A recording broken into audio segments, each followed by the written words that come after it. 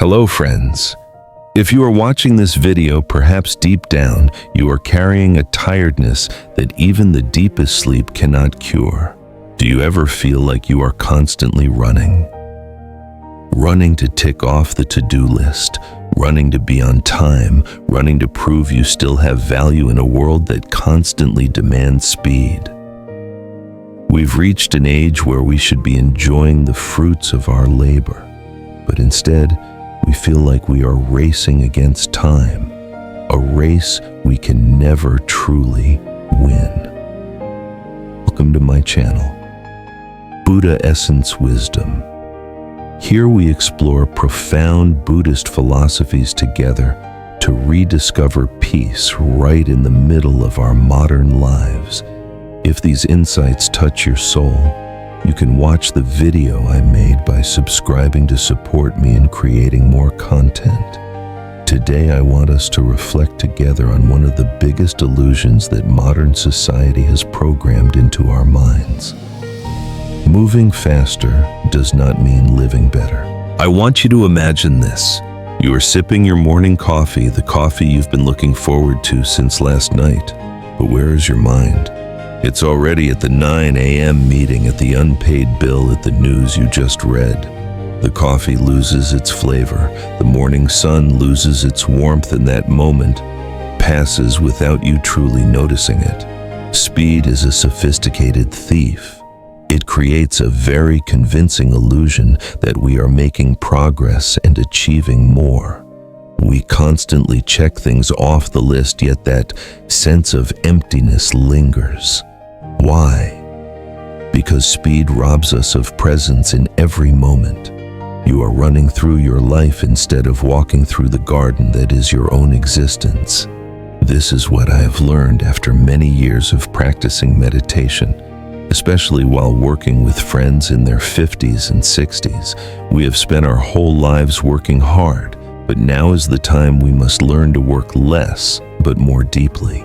The simple yet powerful teaching is slow down, and you will see the things that the rush has obscured.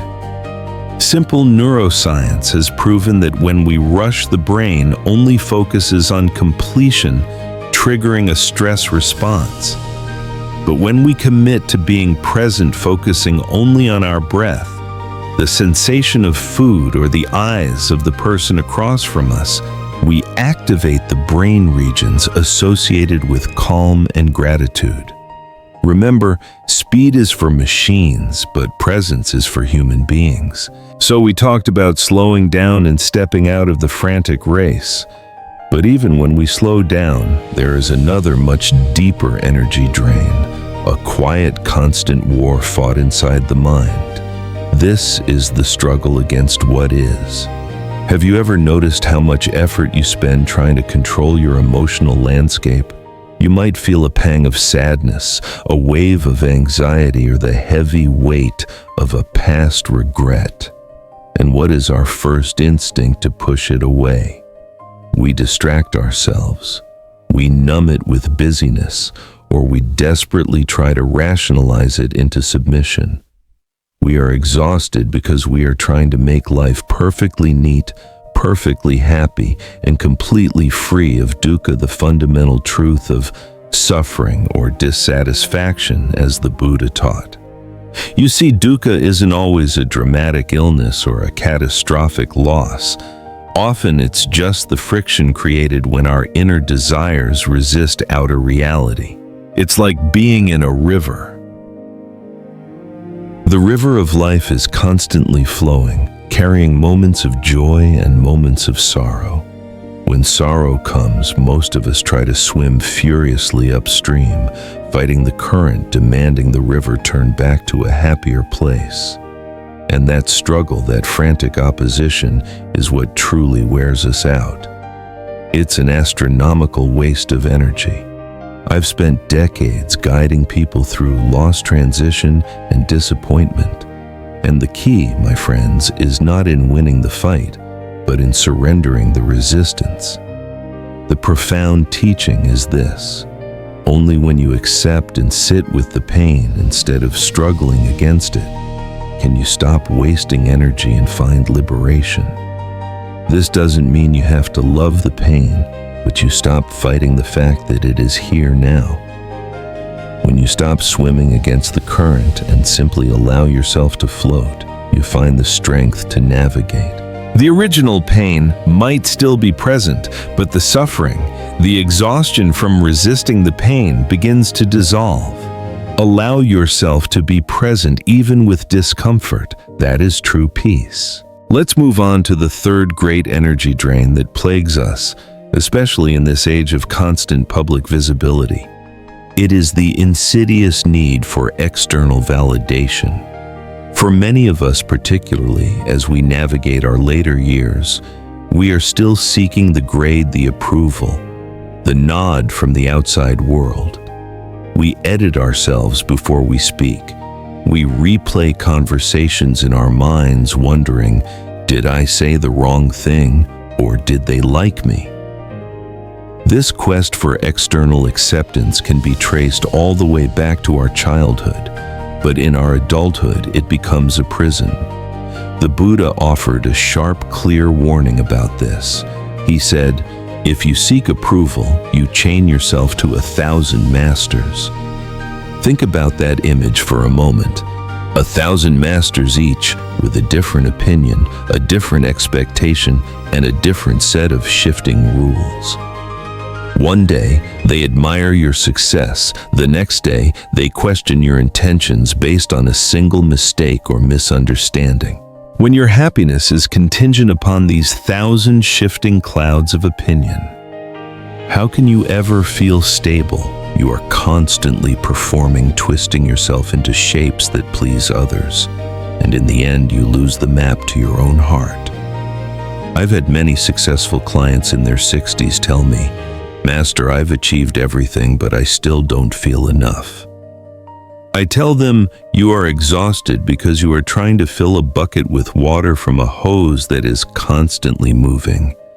The key to unlocking profound inner freedom lies in realizing that other people's opinions of you are simply their thoughts. They are not your identity. They are their experience, not your reality. The liberating teaching is true freedom comes from inner stability when you validate yourself. When you stand gently but firmly in your own truth based on your integrity and wisdom, people may misunderstand you, they may judge you, but their judgment loses its power to wound you. Stop looking in that external mirror for your reflection. Turn inward, find your own quiet truth, and approve of the person you are right now. That is when your heart relaxes, your mind clears, and you are finally free from the 1,000 masters. We've talked about the exterior struggles, speed and external approval, and the internal struggle against present discomfort. Now let's address one of the heaviest burdens we carry into the present moment, the weight of the past. Think about those moments that haunt you. A word said in anger 50 years ago. A decision made out of fear instead of wisdom 30 years ago. These memories return often in the quiet hours of the night, replaying themselves like a broken film strip you cannot stop watching. And slowly, subtly, you start believing that your past mistakes are your permanent identity. You continue to punish yourself long after life itself has moved on, and often long after others have forgiven you. You carry guilt like a self-imposed prison sentence, believing that this suffering is the only way to prove you've truly learned. But let me tell you, my friends, guilt does not create growth. Shame does not create wisdom. Only understanding does. Buddhist wisdom offers a radically hopeful perspective. Mistakes are not prisons, they are teachers. Each blunder, each misstep moved you in a direction, showed you a pattern, or revealed a strength you didn't know you possessed. Without those perceived failures, you wouldn't possess the profound wisdom and clarity you have today. I want you to reflect on this teaching. Each morning we are born again. What we do today matters most. This is more than a poetic idea. It is a profound truth about the fluidity of existence. Your past cannot chain you unless you choose to hold the lock. The teaching here is simple but demands courage. Embrace self-forgiveness. Let go of the old version of yourself and allow the current you to grow. Self-forgiveness is not letting yourself off the hook. It is simply acknowledging that you are a human being evolving and capable of change right now.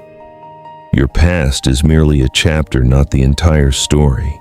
When you release those old mistakes, you reclaim the energy currently spent on self-punishment and channel it into the potential of this moment. Every day is a fresh start, and that, my friends, is enough. Let's turn our attention to the deepest, most subtle form of resistance that quietly exhausts the mature mind. The struggle against imperfection and decay, known in Buddhism as anicca or impermanence. As we reach this stage of life, the truth of impermanence becomes undeniable. Our bodies change, our energy levels shift, our once fixed routines are upended by health retirement or the passing of friends. And yet, how much of our mental energy is spent fighting this inevitable flow? We exhaust ourselves, attempting to freeze life to keep things exactly as they were 10 or 20 years ago, holding on to rigid ideas of who we should be, how healthy we must be, or how fixed our environment needs to be. This fear of change, this attachment to what is passing, is a profound drain. The fear of impermanence consumes far more energy than accepting the truth itself. It's like trying to hold sand in a tight fist. The harder you squeeze, the faster it escapes, leaving your hand empty and your heart weary. The mind desperately seeks permanence in a world that is fundamentally fluid. We try to anchor our happiness to things that are by nature unanchorable: a title, a home, physical health, or even a particular relationship status. The Buddha repeatedly reminded us that all compounded things and forms are unstable and subject to breakdown. When we resist this natural law, we are fighting reality itself.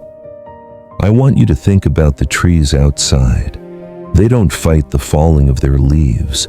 They let them go gracefully, knowing that the release prepares them for new life. The liberating teaching from the heart of Buddhism is this: accepting change as the natural law is the gateway to peace. All material forms and appearances are inherently unstable. When you cease fighting the natural law of anicca, you don't lose control, you gain stability. You move with the current, adapting and flowing, recognizing that strength lies not in rigidity, but in flexibility. When you greet each day, each new ache, each shift in circumstance with gentle acceptance, you stop the energy leak and find an effortless peace. The peace of knowing that everything is exactly as it should be right now. We've explored the exhausting struggle against the flow of life and the weight of the past. Now let's talk about a self-imposed obstacle that often wears the most beautiful mask: the quest for perfection. Perfection sounds noble, doesn't it? It sounds disciplined, admirable, even spiritual. We tell ourselves we are just striving to do our best. But beneath that smooth, polished surface, perfectionism is almost always built on a fragile foundation of fear. Fear of being judged. Fear of exposure. Fear of not being enough unless every single detail is flawless. Ask yourself how much of your life has been paused because things weren't ready yet. How many dreams are still just ideas on paper because you were afraid they weren't good enough to release into the world? This fear doesn't lift you, it paralyzes you. It forces you to hesitate before starting, delay before finishing, and rework something that already served its purpose. Not because it felt right, but because you were terrified of being seen as imperfect. Perfection promises safety, but it often delivers shame. If you succeed, The inner critic whispers, "You could have done better." If you struggle, it shouts, "You are failing." This is the ultimate internal exhaustion. The Buddha's core teaching of the middle way offers us a gentle path out of this trap. The middle way is a profound guide that rejects extremes. Perfectionism is the extreme of trying to control every outcome. Carelessness is the opposite extreme, not caring at all. The compassionate teaching is this: follow the middle way where effort meets ease. This world is forged from beautiful imperfections. The middle way means showing up fully, doing your best with diligence and care, but then releasing the need for a flawless outcome. It means being fully engaged without letting fear become your master. Every masterpiece in this world contains flaws. Every wise person has stumbled. When you let go of the need to be perfect, you don't become careless. You become free to move again, to create again, and most importantly, to live again. Allow your work, your life, and your own beautiful self to be gloriously imperfect. That is where the light gets in. Let us now address the sixth great thief that relentlessly steals our inner peace. An enemy that is particularly active in our modern, hyper-connected world: comparison. Comparison slips into the mind so quietly. It happens when you scroll through images of someone else's vacation, when you hear about a colleague's financial success, or when you notice a contemporary achieving something you feel you should have achieved by now. Without realizing it, you begin to measure your unique sacred life with someone else's arbitrary ruler. And here is the painful truth of comparison. It is an act of self-sabotage that destroys your own inner peace. The moment you compare your path to another's, you stop treating life as an open, joyful journey and turn it into a competition, a race you never actually signed up for. And in that race, you always lose. You lose your confidence because someone appears ahead. You lose your gratitude because someone seems luckier. Most dangerously, you lose your own unique direction because you are too busy trying to pivot towards someone else's success.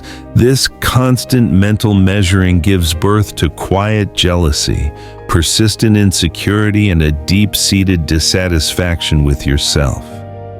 But I ask you, my friend, how can you compare two paths that were never meant to be the same? A tree does not rush because another tree has bloomed early. Nature grows at its own pace, and so must you. The person you envy may be fighting silent battles you cannot see. The person you admire may be carrying worries you cannot imagine. When you compare, you only see a tiny, polished slice of someone's story, and you use that fragment to judge the entirety of your own complex life. It is unfair to you and untrue to reality. The liberating teaching is this: your path is unique. It is not slow, it is not fast, but it is unfolding according to the time that is most appropriate for you. Instead of asking, "Why am I not like them?" I encourage you to ask, "What is my path asking of me right now?" Your journey is unfolding in the timing meant for you. When the mental tape measure of comparison is finally put away, joy, your true inherent joy, returns. We've identified many ways we unconsciously sabotage our peace from rushing to comparing. Let's now confront one of the biggest and most pervasive sources of anxiety, especially for those of us who have spent decades managing families, careers, and responsibilities: the illusion of total control. Most of the stress you feel does not come from life itself, but from your fruitless, desperate attempt to control it. You try to manage every detail, predict every outcome, rehearse every possible failure, and even regulate the reactions and choices of the people around you. We strive to keep everything running perfectly, believing that if we just hold on tighter, disaster will be averted. It feels responsible. It feels smart, but in truth it is a quiet, ceaseless war you can never win. Think about it. Can you control the weather on your travel day? Can you truly control what another adult thinks or chooses? Can you control the precise timing of opportunities or the fundamental rhythm of change and decay? You cannot. Yet we spend extraordinary amounts of energy fighting reality, trying to bend the entire universe to our will. Because control gives us a false, fragile sense of safety. It feels like protection, but it becomes relentless pressure. The idea that we can control everything is an illusion the Buddha warned against repeatedly. The tighter you hold life, the more it slips through your fingers, leaving your mind exhausted and chaotic. The liberating teaching is radically simple. Calmness comes from letting go of what you cannot control and doing what you can do with clarity and grace. This does not mean becoming passive or careless. It means doing your part completely with intention, wisdom, and effort, and then gracefully releasing the outcome to the larger forces of life. A river doesn't break itself trying to force a new path. It flows, it adapts, it trusts its direction, even when the terrain changes. When you stop trying to control everything, you don't lose power. You reclaim your peace and your presence. You stop fighting and start living. We come now to one of the most poignant struggles of the mature years, a battle fought entirely within the mind, clinging to old identities and roles. As we move through our 50s, 60s, and beyond, life necessarily changes our form. The roles that once defined us, the high-powered CEO, the primary caregiver, the full-time parent, the competitive athlete, begin to shift, soften, or dissolve entirely. Retirement arrives, children leave home, the body can no longer perform as it once did. And for many of us, this transition creates a deep, aching crisis. Why? Because we confuse our temporary roles with our eternal selves. We desperately cling to the phrase, "I used to be." If you are constantly holding on to the shell of who you were, the person defined by a job title or a busy schedule, you are actively resisting the vibrant new person you are becoming. This attachment to the past self is an exhausting spiritual drag. You are trying to wear clothes that no longer fit, and the strain makes your spirit weary. This struggle is directly related to the Buddhist concept of anatta, or non-self. It reminds us that there is no fixed, permanent self that endures unchanged. Everything is a constantly evolving process. I want you to think about this. If your happiness depends entirely on being the president of the company or the mother of the year, what happens when those roles inevitably end? Your peace collapses. Your mind suffers because it confuses the container, the role, with the content, your essential being. The profound teaching is this: true peace and joy come from accepting anatta, that all identities are empty and fluid. You are not what you do, but the pure conscious presence observing the doing. When you realize that your essence is the awareness itself, not the temporary roles it plays, you gain immense flexibility. You can shed the old bark with grace, knowing that your fundamental worth remains untouched. You are not your achievements, your failures, or your titles. You are the stillness beneath all those labels. By releasing that old shell, you create space for the boundless peace and freedom that define this new, beautiful chapter of life. If today's reflection resonates with you, you're welcome to support the channel by liking, sharing, or subscribing. Each small action you take is a source of energy that helps me continue creating mindful content for the @Buddha Essence Wisdom community.